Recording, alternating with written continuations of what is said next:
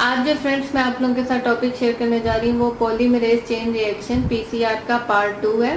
Part 1 मैं already आपके साथ डिस्कस कर चुकी हूँ, जिसमें हमने डिस्कस किया था पीसीआर क्या है, उसके क्या यूज हैं और कौन सी चीजें जो है वो नेसेसरी हैं या जरूरी हैं, तो ही पीसीआर रिएक्शन टेक प्लेस होगा। अगर वो लेक्चर आप लोगों ने मिस किया तो इस वीडियो के आई बटन पे आप क्लिक करें तो आपको उसका लिंक मिल जाएगा, तो आप वो पार्ट 1 भी देख सकते हैं। पार्ट 1 में मैं एक चीज बताना जो भूल गई थी कि पीसीआर को डेवलप किस साइंटिस्ट ने किया था। तो वो अमेरिकन बायोकेमिस्ट था जिसने 1983 में ये पीसीआर को ओरिजिनली डेवलप किया था, जिसका नाम है कैरी म्यूलिस। ये जस्ट फॉर इंफॉर्मेशन है कि पीसीआर जो है वो ओरिजिनली किसने डेवलप किया था, और उसको फिर नोबेल प्राइज मिला था 1993 में केमिस्ट्री फील्ड में उसके वर्क के लिहाज से। तो आज के लेक्चर में क्या डिस्कस होगा? आज के लेक्चर में डिस्कस होगा कि पीसीआर की कितनी स्टेजेस हैं या कितने स्टेप्स हैं, या प्रोसेस ऑफ पीसीआर जो है वो आज मैं आपके साथ डिस्कस करूंगी। तो स्टार्ट करते हैं। तकरीबन पीसीआर रिएक्शन या पॉलीमरेज चेन रिएक्शन में 3 मेजर स्टेप्स हैं या 3 मेजर स्टेजेस हैं। फर्स्ट स्टेप या फर्स्ट स्टेज कौन सी है? डीनेचरिंग। सेकेंड स्टेज को हम बोलते हैं अनीलिंग और थर्ड स्टेज को हम बोलते हैं एक्सटेंडिंग। तो सबसे पहले फर्स्ट स्टेप क्या है? डीनेचरिंग। तो in first step of PCR, पहले स्टेप में पीसीआर के क्या होगा कि मशीन का टेम्परेचर जो है वो ज्यादा किया जाता है 94 से 95 डिग्री सेंटीग्रेड तक। कई जगहों पे 96 डिग्री भी मेंशन किया गया है, लेकिन मोस्टली जो है वो रेज किया जाता है टेम्परेचर इसी रेंज में। आप 94 से 96 डिग्री भी बोल सकते हैं। अब ये मशीन का टेम्परेचर इतना ज्यादा क्यों किया जाता है? क्योंकि उसके ट्यूब्स में टेम्पलेट डीएनए मौजूद होता है। टेम्पलेट डीएनए क्या है? जैसे मैंने आपको लास्ट लेक्चर में बताया था कि वो सेगमेंट, ओरिजिनल सेगमेंट डीएनए का जिसको हमने एम्पलीफाई करना होता है, वो उसके अंदर मौजूद होता है ट्यूब्स के अंदर जब मशीन का टेम्परेचर ज्यादा किया जाता है। और वो ज्यादा इसलिए किया जाता है ताकि जो टू स्ट्रैंड्स ऑफ डीएनए, अगर आपको डीएनए का स्ट्रक्चर मालूम होगा तो आपको पता है कि डीएनए के स्ट्रक्चर में 2 स्ट्रैंड्स होते हैं, तो उन स्ट्रैंड्स को सेपरेट करने के लिए मशीन का टेम्परेचर जो है वो ज्यादा किया जाता है। तो इससे क्या होता है कि वो एज अ रिजल्ट क्या होगा इस स्टेप में कि हमें डीएनए के 2 सेपरेट स्ट्रैंड्स मिल जाएंगे। तो मैं दोबारा आपके साथ बताती हूँ। In the first step of PCR, temperature of machine is raise to 94 to 95 degree centigrade. This is done to denature और separate the 2 strands of DNA. अगर आपको डीएनए का स्ट्रक्चर मालूम होगा तो ये किस पॉइंट पे इनकी सेपरेशन होगी ये आपको मालूम होना चाहिए कि जो हाइड्रोजन बॉन्ड होता है between the base of 2 strands, वो जो बॉन्ड है उसको ब्रेक किया जाता है, तो ये जो 2 स्ट्रैंड हैं ये सेपरेट हो जाते हैं। और इस स्टेप में हाई टेम्परेचर को लाजमी मेंटेन रखना होता है ताकि ये इंश्योर किया जा सके कि जो डीएनए के 2 स्ट्रैंड हैं वो कम्प्लीटली सेपरेट हो गए हैं। और ये स्टेप जो है या ये स्टेज जो है तकरीबन ये पूरा प्रोसेस 15 से 30 सेकेंड्स लेता है। और मशीन कौन सी थी आपको याद होगा? थर्मल साइक्लर, जिसमें ये प्रोसेस हो रहा होता है। तो अब मैं पूरा आपके साथ डीनेचरिंग को एक्सप्लेन करती हूँ। In the first step of PCR, the temperature of machine is raise to 94 to 95 degree centigrade. This is done to denature और separate the 2 strands of DNA. So as a result of this step, we will get 2 separate strands of DNA. The high temperature causes the hydrogen bond between the base in 2 strands of template DNA to break and 2 strands to separate.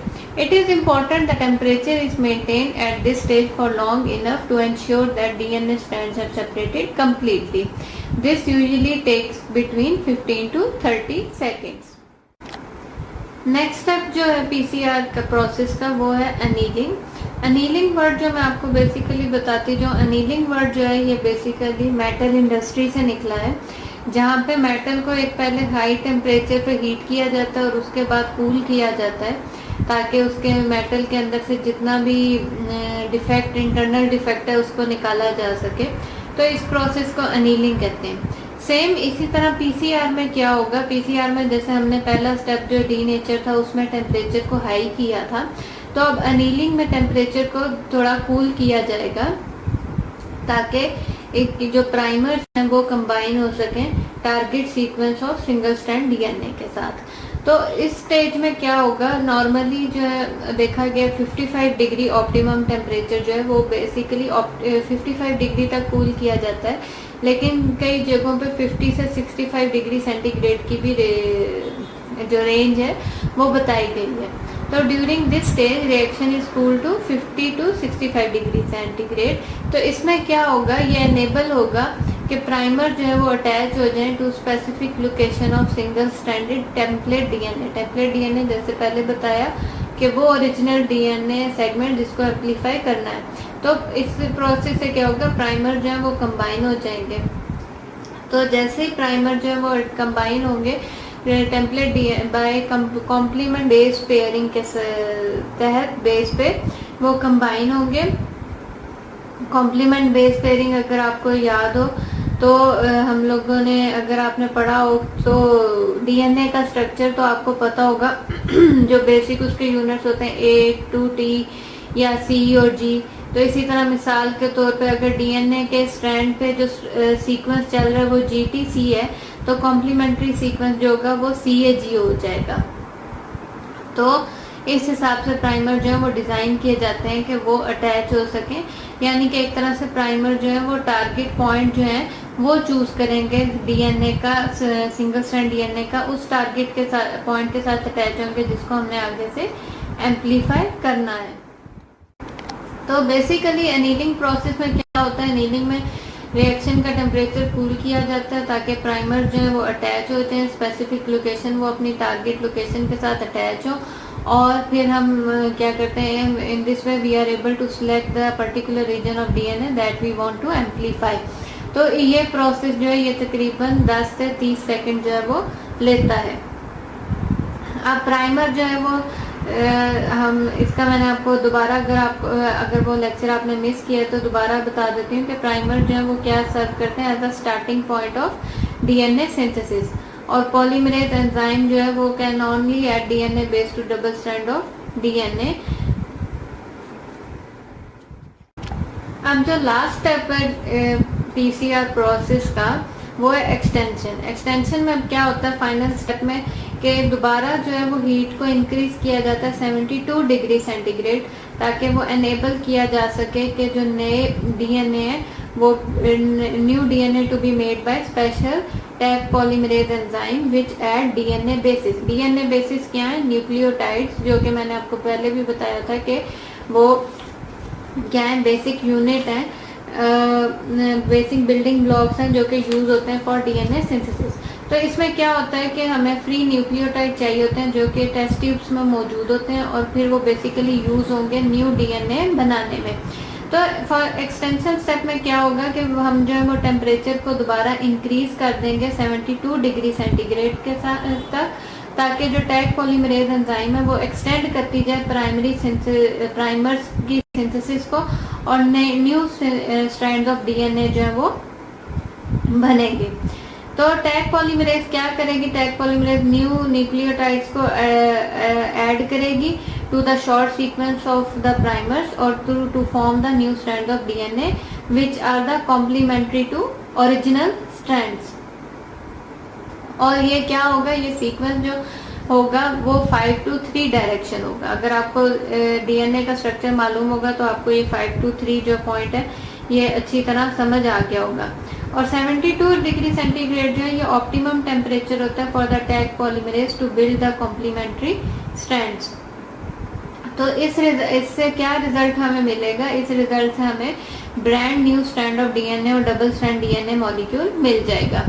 तो ये क्या होता है कि ये duration जो इस step का डिपेंड करता है कि कितनी लेंथ हमें चाहिए, कि सीक्वेंस जो कितनी कॉपीज बनानी है उसकी कितनी लेंथ होनी चाहिए, उस पर डिपेंड करता है। तकरीबन 1 मिनट में के अंदर आप कह सकते हैं 1000 डीएनए बेस जो है उसको कॉपी किया जा सकता है। तो ये जो तीनों प्रोसेस हैं थर्मल साइकिल के, ये तकरीबन 20 to 40 टाइम्स जो हैं ये रिपीट होते रहते हैं, जिससे और सेम मतलब अब जब ये डबल स्ट्रैंड मिल गया है हमें अब एक्सटेंशन में हमें एक डबल स्ट्रैंड डीएनए मॉलिक्यूल मिला एक सिंगल स्ट्रैंड से, तो इसी तरह अब ये प्रोसेस दोबारा होगा, मतलब वो डीनेचर होगा, फिर वो 2 स्ट्रैंड सेपरेट होंगे, फिर वो 4 में कन्वर्ट हो जाएंगे, 4 से 8, 8 से 16, इस तरह जो है ये साइकिल चलते रहेंगे। तो तकरीबन जो है तकरीबन 20 to 40 टाइम जो है ये साइकिल रिपीट होते हैं। कई जगहों पे आप पढ़ेंगे 25 से 30 साइकिल्स भी, और कई जगहों पे आप पढ़ेंगे 20 to 40 टाइम या 20 to 40 साइकिल जो है वो इसी तरह रिपीट होता जाएगा प्रोसेस, और जिससे हमें जो है एक शॉर्ट टाइम के अंदर huge number of specific DNA segment जो है वो मिल जाएगा। अब ये एक नीचे मैंने एक बहुत ही छोटी सी डायग्राम बनाई, अगर आपको नजर आ रही हो, कि पहले जो है वो देखें पहले जो था डबल स्ट्रैंड डीएनए था, उसको डीनेचर किया तो वो सेपरेट हो गया, और उसके बाद एनीलिंग और एक्सटेंशन से हर एक सिंगल स्ट्रैंड से हमें 2 स्ट्रैंड जो है वो डबल स्ट्रैंडेड डीएनए मॉलिक्यूल मिले। इसी तरह फिर वो आगे से नेक्स्ट जो साइकिल में वो दोबारा डीनेचर होंगे, फिर एनीलिंग और एक्सटेंशन से हमें दोबारा डबल स्ट्रैंडेड मॉलिक्यूल मिलते जाएंगे। तो ये प्रोसेस ऑफ आप कह सकते हैं प्रोसेस ऑफ पीसीआर, यानी कि आप ये भी कह सकते हैं कि अब आपको अच्छी तरह समझ आ गया होगा कि जो स्टेजेस या स्टेप्स जो हैं पीसीआर के, डीनेचरिंग, एनीलिंग, एक्सटेंशन, ये 3 मेजर स्टेप्स होते हैं जो कि चलते रहते हैं 20 to 40 टाइम्स, और हमें फिर कितनी ज़्यादा कॉपीज जो हैं वो billion of copies of DNA की मिल जाती हैं एक स्मॉल सेगमेंट ऑफ डीएनए से। अगर मैं समराइज फॉर्म में बताऊं तो हमें प्रोडक्ट ऑफ फर्स्ट रिएक्शन जो था उससे हम एक स्ट्रैंड से हमें 2 मिले, 2 से हमें 4 मिले, इसी तरह थर्ड रिएक्शन में हम 16 हमें मिल जाएंगे स्ट्रैंड्स 4 डीएनए से। तो ये रिएक्शन जो है ये रिपीट होता रहता है, और ये तकरीबन जो है टोटल जो टाइम होगा तकरीबन 2 से 4 घंटे लेता है, जिससे हमें exponential nature of chain reaction की बेस पे हमें जो है बिलियन कॉपीज जो है वो मिल जाती हैं। और फिर जब ये तमाम रिएक्शन कंप्लीट होते हैं तो दोबारा से मशीन का टेम्परेचर जो है वो 15 डिग्री सेंटीग्रेड पे कर दिया जाता है, और प्रोडक्ट ऑफ रिएक्शन जो है वो स्टोर की जाती हैं। अब ये देखने के लिए कि जो पीसीआर की कॉपीज प्रोड्यूस हुई हैं वो करेक्ट प्रोड्यूस हुई हैं या नहीं करेक्ट प्रोड्यूस हुई, तो उसको चेक करने के लिए जो टेक्निक है यूज होती है वो एग्रोजेल इलेक्ट्रोफोरेसिस है। उसकी बेस पे जो है वो एग्रोजेल इलेक्ट्रोफोरेसिस टेक्निक जो है वो चेक करेगी जो पीसीआर कॉपीज प्रोड्यूस हुई हैं वो करेक्ट प्रोड्यूस हुई हैं या नहीं हुई हैं। तो ये तो था पीसीआर जो कि एक अमेजिंग टेक्निक है जिसकी डायग्नोस्टिक रिसर्च में, जिसकी बेस पे आप जो है 100 रिएक्शन तो नहीं 30 to 40 साइकिल्स की बेस पे आप कितने ज्यादा जो है वो प्रोड्यूस कर लेते हैं कॉपीज। तो अब आपको अच्छी तरह समझ आ गया होगा कि पीसीआर का प्रोसेस कितने स्टेप्स पे है, डीनेचरिंग, एनीलिंग, एक्सटेंशन, और पार्ट 1 पे भी मैंने डिस्कस किया कि जो क्या यूज होता है पीसीआर क्या है, और वो कौन सी थिंग्स हैं जो कि नेसेसरी